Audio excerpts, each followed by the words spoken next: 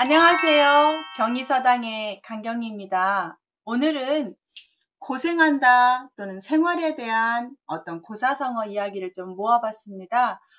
우리 고생하면서 살다 보면 좋은 일 오는데 고생할 때의 생활 모습을 한자로 표현을 좀 해봤습니다. 보실까요?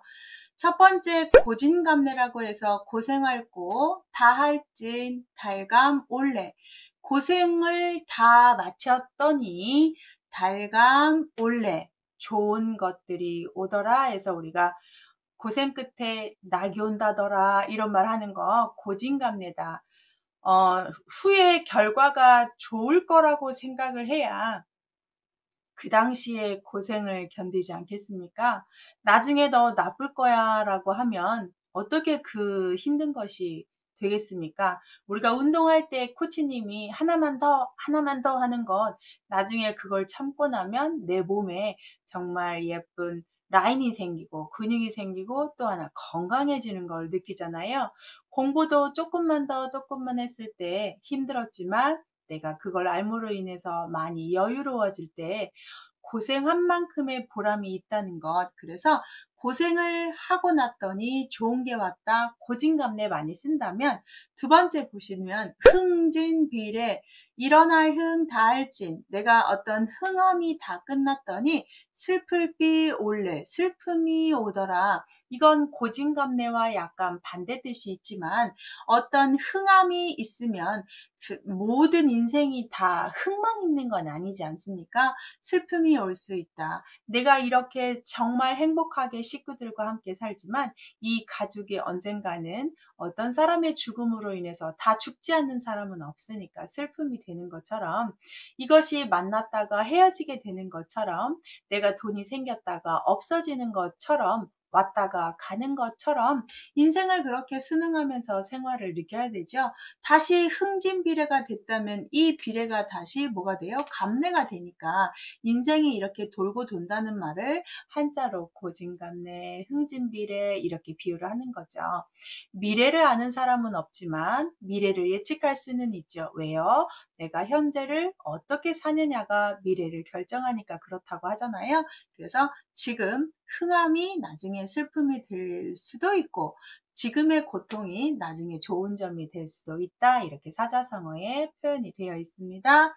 세 번째 삼순구수, 삼순구식이라고 하는데요. 석삼 열흘술. 자, 열흘순이 세 번이니까 자, 삼순구수. 자, 삼순에 9번을 먹었습니다. 삼순은 그러면 총 며칠일까요? 열흘이 세 번이면 며칠인가요? 네, 여기서 삼순이니까 열흘 만에 여기서 보시면 삼순이 30일 만에 9끼, 30일 동안 9끼를 먹었다고 하니까 굶었다는 얘기죠. 하루에 한 끼도 못 먹은 거죠. 그쵸? 그래서 여기서 삼순구숙은 너무너무 끼니를 많이 굶었다는 비유법이고 이거 막 숫자로 보는 게 아니라 하루에 한 끼 정도 먹고 살았다고 생각하시면 좋겠습니다. 하루에 한 끼요. 그래서 삼수는 세 번 열흘이니까 30일이죠. 그 다음 네 번째 호의 호식 보시겠습니다. 반대로 호, 조알호, 오드 좋은 옷 입고 좋은 것 먹고 완전 반대죠. 호의호식 했다 이 말은 좋은 옷 입고 좋은 음식 먹고 잘 산다 이런 뜻이 된다면 근데 이거 반대로 해서 악의학식이라고도 할 수 있습니다. 그렇게 호의호식은 잘 먹고 잘 산다는 표현에 생활을 표현한 말이면 삼순구식은 가난하다는 뜻을 뜻하고 있습니다. 그 다음 다섯 번째 안빈낙도를 보시면 안빈 가난함을 편안히 하고 낙도 도를 즐겼다 해서 가난하지만 내가 참된 도를 느끼고 그렇게 너무 그 재물이나 세상에 연연하지 않고 도를 편안함을 느끼면서 사는 걸 안빈낙도라고 합니다. 그러니까 세상 물질적인 거에 중점을 두지 않고 도에 의미를 두어서 내가 부유하게 잘 살진 않지만 편안하게 삶을 얼굴을 아주 온화하게 잘 살았다는 뜻이 안빈낙도인데요. 저 안빈낙도는 공자의 제자, 공자가 정말 최애했던 죄자 안회를 지칭하는 말입니다. 아내는 31살에 죽게 되는데 참 가난해서 못 먹고 못 삽니다. 그럼에도 불구하고 공자님 말씀을 다 따라서 실천하려고 하는 수제자입니다. 그렇다 보니까 공자가 얼마나 예뻐했습니까? 그래서 그 공자가 예뻐하는 아내가 정말 잘 살길 원했는데 이렇게 못 먹으니까 일찍 단명을 합니다. 그래서 공자가 아내가 죽었을 때 엄청나게 슬퍼하고 하늘에 정말 울음을 터뜨리면서 하늘이 자기의 제자를 데려갔다고 하면서 슬퍼하시고 다시는 못 만날 제자라고 평가도 하시고 이런 부분이 있는데요. 안빈낙도 가난함을 편안히 하고 도를 즐기다. 정말 재물에 욕심을 두지 않고 이상적인 도를 실천하려고 하는 걸 안빈낙도라고 하는데 어느 정도는 도를 즐기되 기본적인 것을 다 좀 갖추고서 즐기면 어떨까? 저 개인적인 신정입니다. 어떤 걸 하나 지키다가 삶을 버리면 그게 뭐가 의미가 있습니까? 삶을 되고 그 삶 안에서 최대한 즐겁게 편안하게 살고자 하는 게 안락한 삶 아닐까요? 그래서 공자가 최고로 좋아했던 안연의 삶을 평가할 때 안빈낙도 또는 뭐 안분지족 이렇게 표현을 하지요.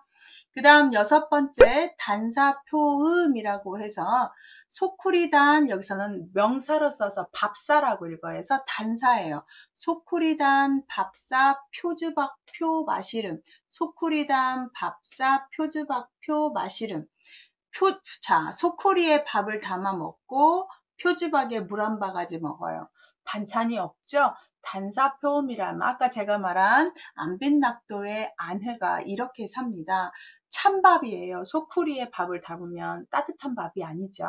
찬밥에 물 한 사발 먹고 이렇게 가난하게 살았다라고 해서 가난한 삶을 단사표음이라고 합니다. 단사표음. 그래서 단사표음은 가난한 생활을 지칭하는 사자성어가 되겠어요. 7번째도 보시면 바람풍, 밥찬, 이슬로, 잠잘수, 풍찬, 노숙. 우리 노숙자 할 때 이렇게 씁니다. 길로자가 아니라 이슬로자를 쓰는데요. 이슬로자에 드러날로예요. 그래서 이슬을 맞으면서 길거리에서 자고요. 먹는 걸 뭐 먹냐? 바람을 먹는다라고 했죠. 바람을 어떻게 먹습니까? 그 정도로 떠다니면서 유랑 생활을 하면서 먹고 다닌다는 뜻이죠. 이제 동냥을 하면서 먹는다든지 그래서 유랑 생활하면서 길거리에서 자는 그런 생활을 뜻하게 됩니다. 이거 유랑자 생활들을 노숙자들을 표현하고 근데 내가 뭐 배낭여행처럼 떠돌아다니는 아주 안정적인 삶이 아닐 때 우리가 풍찬노숙이라고 표현을 합니다. 자, 오늘은 고생과 생활하는 한자들, 뭐, 고사성어들 많이 있겠죠. 우리가 고생한다는 것 얼마나 많이 있겠습니까? 그렇지만 조금 공통점을 모아봤어요. 그래서 고진감래, 흥진비례, 삼순구식, 호의호식, 안빈낙도, 단사표음, 그 다음에 풍찬노숙 이렇게 우리의 생활, 고생스러운 것, 가난한 것 이런 거 지칭하는 고사성어들을 좀 모아봤습니다. 유익하셨나요? 맨 뒷부분에 또 읽기 문제 내놓을 테니까 한번 꼭 읽어보시고 맞춰보십시오. 그리고 구독 알림 설정하시면 이런 고사성어도 많이 제가 준비해서 올릴 테니까 영상 받아보실 수 있습니다. 놓치지 마세요.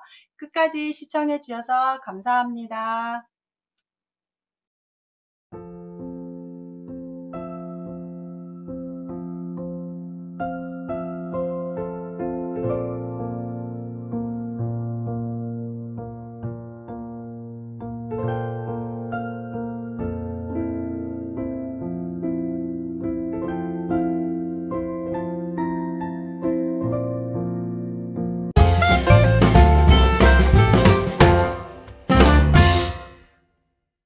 안녕하세요. 경인사당의 강경희입니다. 오늘은 기회에 대해서 고사성어인데 상당히 짧죠? 어떤 기회를 주제로 한 고사성어가 그렇게 많지는 않은데 그래도 우리가 인생을 살면서 찬스라고 하죠. 나에게 왔던 기회를 잡느냐 안 잡느냐에 따라서 인생이 참 길이 달라질 수 있죠. 내가 어떤 사람에게 같이 하느냐, 그 사람 줄로 쓰느냐, 그 회사를 들어가느냐, 그 학교에 합격했느냐, 내가 이 사람과 결혼하느냐, 이 아이와 어떻게 연관이 되느냐, 뭐 이런 사람과 어떻게 되느냐, 이게 다 인생의 기회인데요. 나의 선택의 기회, 어떻게 되는지 한자로 한번 보시겠습니다. 첫 번째 계란 유골이라고 해서 닭게 알란, 우리 계란 한자 이렇게 쓰고요. 이슬류 뼈골인데 계란에 뼈가 있다, 계란이 골았다라는 뜻인데요. 뼈 골자는 그럼 골았다의 골발음을 좀 활용해서 쓰는 겁니다. 이것도 이야기가 있는데 조선시대 황희정신이 좋은 일을 많이 해서 임금에게 상을 받습니다.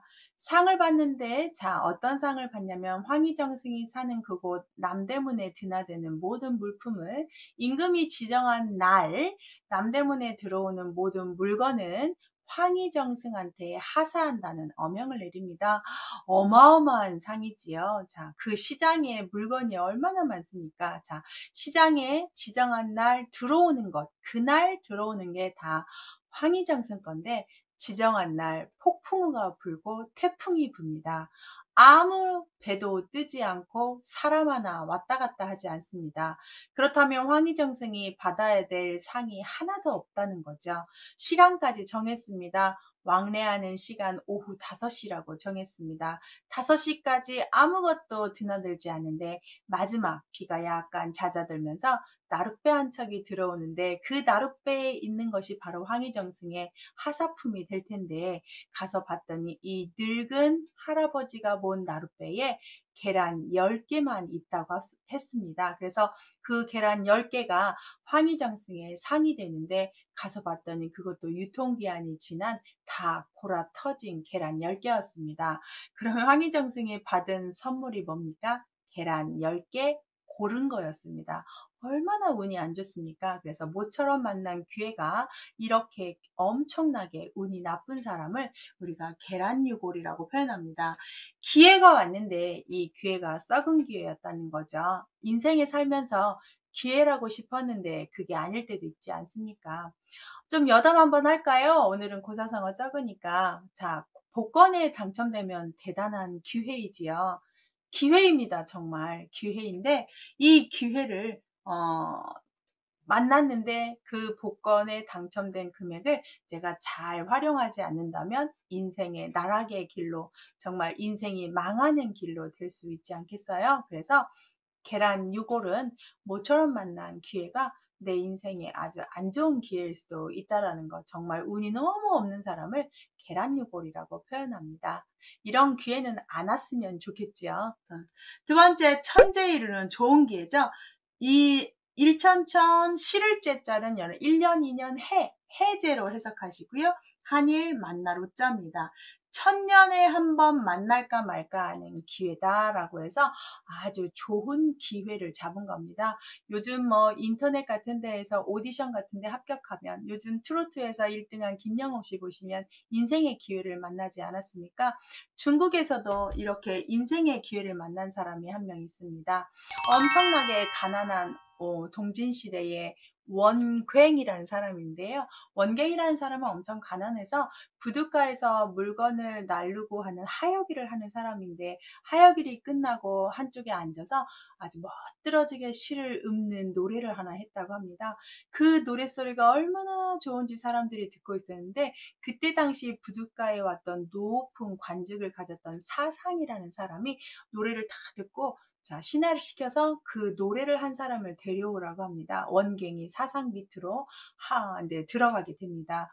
그래서 원갱이 사상 밑에서 일하면서 아주 신임을 얻어서 좋은 일을 똑똑하니까 일을 많이 하게 되는데 나중에 삼국지의 영웅들을 다 이렇게 기록한 책을 유명한 책을 쓴 사람이 바로 원갱인데 그 책이 삼국명신 서찬이라는 책을 씁니다. 그렇게 유명한 사람이 되는데 이 원갱이라는 사람이 자기가 사상이라는 자기 주인을 만난 것이 천재 이루였다라고 평가를 하고 아주 치하를 하고 좋아하는 말입니다. 거기에서 천년에 한 번 만났다라고 해서 천재이루, 그렇게 원갱이라는 사람이 자기 윗사람 사상이라는 사람 만난 이야기를 이렇게 표현한다고 합니다.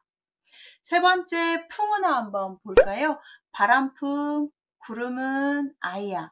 바람과 구름의 아이다라고 해서 세상 사람들에게 좋은 길을 만나서 활약하고 바람처럼 구름처럼 모든 사람들한테 다 떠다니고 유명해지고, 바람이 구름이 안 가는 곳이 없는 것처럼 유명하고 세상에 두각을 드러내는 사람을 풍운하라고 합니다. 이렇게 세상 사람들한테 다 알려지다, 기회를 만났다라고 해서 풍운하. 요즘은 옛날에는 나 이런 사람입니다 라고 많이 알려야 되는 수고로움이 있어서 명함도 가지고 다니고 자기를 PR했다면, 요즘 그렇게 하지 않죠. SNS가 얼마나 많은 전 세계인에게 퍼지는 건데요. 저도 구독자 분석을 하면 참 고르게 많이 구독하고 계시는데 해외에도 있습니다. 제가 근데 영어로 하진 않지만 해외에 있는 우리 동포들이 이렇게 보시는 것 같아요. 그래서 댓글 보시면 해외에서도 이렇게 한자 공부를 할 수 있다는 게 너무 좋다라고 댓글들을 쓰고 감사 인사를 하셨는데, 오스트리아에도 있고 필리핀에도 있고 멕시코에도 있고 미국에도 있고 그렇습니다. 정말 신기하더라고요. 이게 바로 뭐 유명해지는 거죠. 요즘은 이렇게 되지만 옛날에는 이렇게 바람과 구름의 아이라고 세상 사람들에게 쫙 이렇게 유명해지는 걸 풍운하라고 표현을 했다요. 네 번째, 호시탐탐인데요. 기회를 노리고 있는 호랑이를 표현하는 말 때문에 좀 넣어봤습니다. 호랑이호 볼시 노려볼탐 노려볼탐. 호랑이가 자기가 먹어보려고 이렇게 노려보고 있다 해서 호시탐탐인데, 이거는 뭐 점괘 이야기에서 나오는데, 점괘를 쭉 썼을 때 그 점괘 모양이 호랑이 눈처럼 이렇게 생겼다고 해서 특히 윗사람이 아랫사람을 감시하는 걸 호시탐탐이라고 합니다. 이게 아주 포식자 강한 것이 약한 것을 먹으려고 하는 형세니까 호시탐탐인데요. 윗사람이 아랫사람을 노려보고 있다 호시탐탐인데, 얼마나 무섭습니까? 우리 보시면 회사에 가면 부장님의 자리가 항상 창을 등지고 당신을 보는 사람은 아무도 없고 당신은 아래 직원을 딱 보게끔 앉죠. 그게 이제 높은 사람, 권력을 가진 사람들의 자리 배치인데요. 그게 바로 호시탐탐이죠. 뭐 하고들 있나, 이렇게 칸막이가 있지만 당신이 일어서면 아랫사람들이 쫙 보이는 위치에 앉잖아요. 그게 이제 윗사람이 아랫사람을 감시하는 그런 기회를 포착하는 일을 호시탐탐이라고 보시면 좋겠습니다. 오늘은 간단하게 기회를 만나는데, 기회 만났지만 안 좋은 것, 아주 기회 만나서 성공한 것, 그 다음 유명해지는 것, 윗사람이 나를 어떻게 하나라고 기회를 엿보고 있는 눈초리, 이렇게 해서 한자를 좀 묶어보다 보니까 이렇게 묶었고요. 오늘은 이렇게 하겠습니다. 유익하셨나요? 자, 구독 알림 설정하시면 고사성어 이야기도 자주 올려드릴게요. 저랑 같이 이런 공부할까요? 함께 하시지요. 시청해 주셔서 감사합니다.